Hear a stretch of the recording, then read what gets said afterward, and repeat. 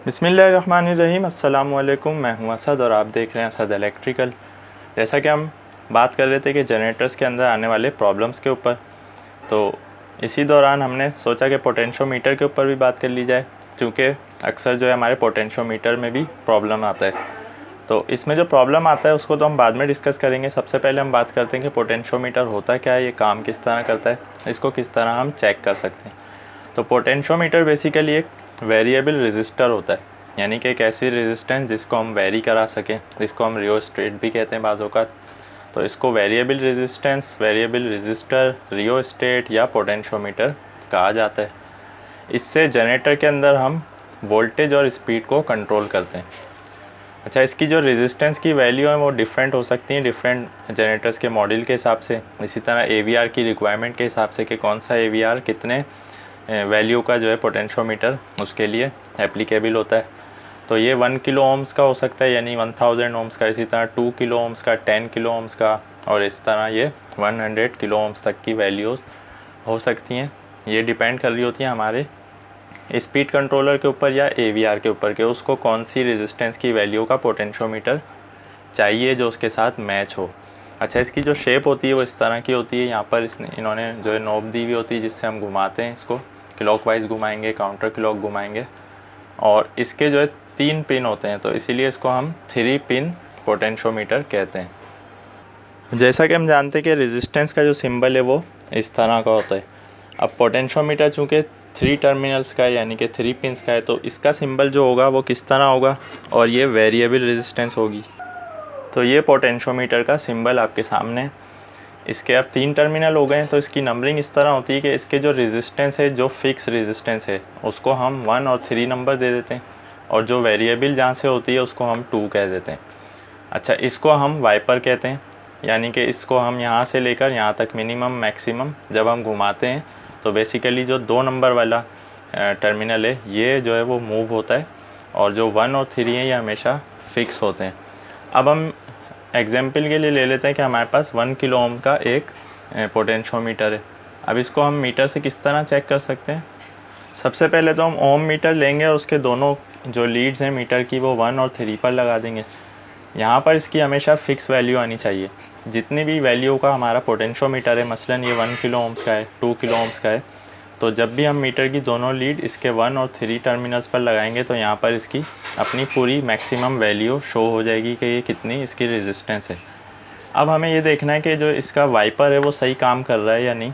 तो उसके लिए हम क्या करेंगे, लेट सपोज़ हमने 3 से हटा लिया वायर, उसको 2 पर लेकर आ गए और 1 को अपनी जगह रहने दिया। अब हमने जो मीटर की लीड्स हैं वो 1 और 2 पर लगा दी हैं और पोटेंशियोमीटर को जो है पूरा काउंटर क्लॉकवाइज कर दिया है। अब हम इसको घुमाना शुरू करेंगे आहिस्ता आहिस्ता क्लॉकवाइज। अब जब हम इसको क्लॉकवाइज घुमाना शुरू करेंगे मिनिमम से मैक्सिमम की तरफ, तो क्या होगा, मीटर पर रीडिंग 0 से बढ़ना शुरू होगी। 100 ओम्स, 200, 500, इस तरह होते होते मैक्सिमम वैल्यू तक आ जाएगी। तो इससे हमें पता चल जाएगा कि जो हमारा वाइपर है पोटेंशियोमीटर का वो सही काम कर रहा है। और इसमें कोई, अगर हम देखेंगे कि जंपिंग आ रही है, मसलन 100 ओम्स के बाद डायरेक्ट 400 ओम्स पे जा रहे हैं, तो इसका मतलब है कि इसकी रेजिस्टेंस में या इसके वाइपर में कोई प्रॉब्लम आ गया। अच्छा, इसमें अगर प्रॉब्लम होगा तो इसकी वजह से हमारे जनरेटर के जो वोल्टेज हैं उसमें भी वेरिएशन आती है। और अगर स्पीड पोटेंशियोमीटर की हम बात कर रहे हैं तो हमारे जनरेटर की फ्रिक्वेंसी में, यानी कि स्पीड में भी अगर जंपिंग आ रही है, वेरिएशन आ रही है या हंटिंग हो रही है, तो उसमें पोटेंशियोमीटर का प्रॉब्लम अक्सर होता है। तो उसका मतलब यही होता है कि वो उसकी जो रेजिस्टेंस है वो बिल्कुल तरीके से नहीं चल रही है, बल्कि वो जंप कर रही है। तो इसके जो वाइपर है इसमें अक्सर प्रॉब्लम आ जाता है। तो ये रेजिस्टेंस हमेशा फ़िक्स होती है, ये जो है इससे टच होकर चलती है 0 से अपनी मैक्सिमम वैल्यू तक। अब हम बात करते हैं कि इसको हम किस तरह कनेक्ट करते हैं। इसके जो 3 वायर हैं, इसको AVR या स्पीड कंट्रोलर से कनेक्ट करने का तरीका ये होता है, जैसा कि हम जानते हैं कि हमारा AVR हो या स्पीड कंट्रोलर हो, उसमें नॉर्मली 2 टर्मिनल ही दिए हुए होते हैं पोटेंशियोमीटर के, जबकि जो हमारा रियल पोटेंशियोमीटर है उसमें 3 पिन होते हैं। तो हमें करना ये होता है कि 2 को हमें जंप कर देना होता है। वो किस तरह के, मसलन हमने 3 का एक वायर लेकर AVR से लगा दिया।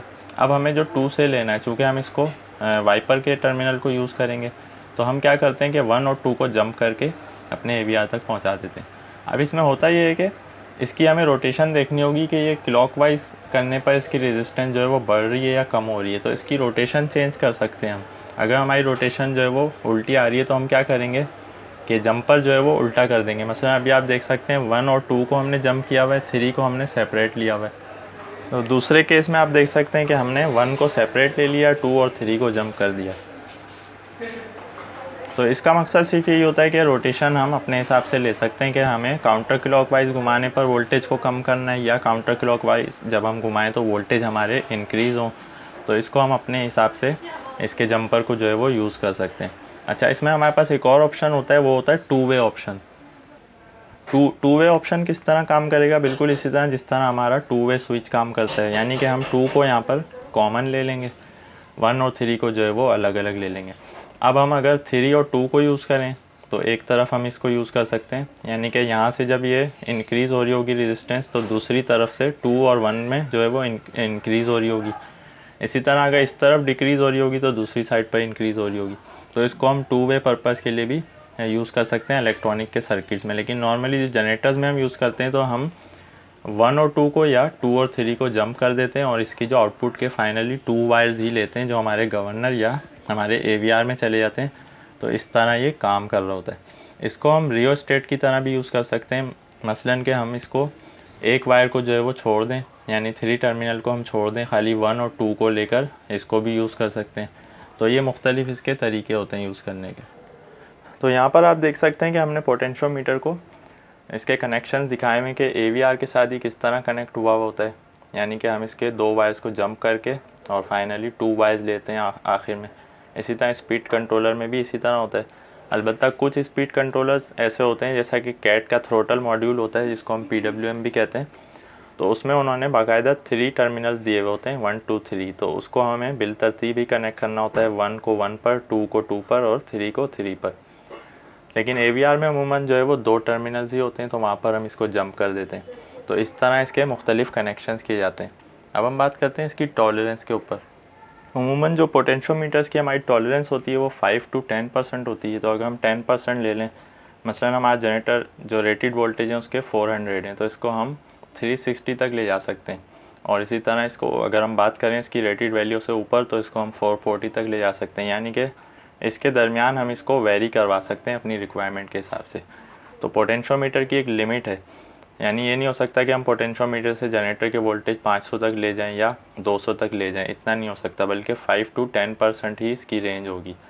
अगर 5% होगी तो 380 से 420 तक हो जाएगी, 10% है तो इतनी हो जाएगी।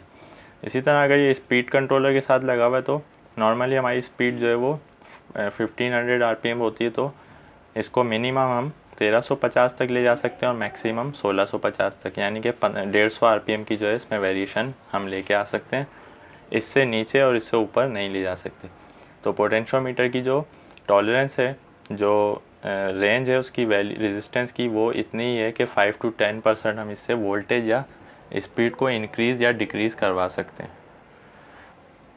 तो आज की वीडियो के हवाले से कोई भी आपका क्वेश्चन है आप कमेंट में ज़रूर पूछ सकते हैं। पोटेंशियोमीटर के हवाले से कोई भी आपका क्वेश्चन है या कोई भी प्रॉब्लम आप फेस करते हैं या फेस किया आपने, तो उसके हवाले से आप कमेंट में अपना क्वेश्चन छोड़ सकते हैं। इंशाल्लाह नेक्स्ट वीडियो में हम जनरेटर के मज़ीद प्रॉब्लम्स के ऊपर डिस्कस करने जा रहे हैं। आज के लिए इतना ही, नेक्स्ट वीडियो तक के लिए इजाज़त दीजिए। अल्लाह हाफिज़।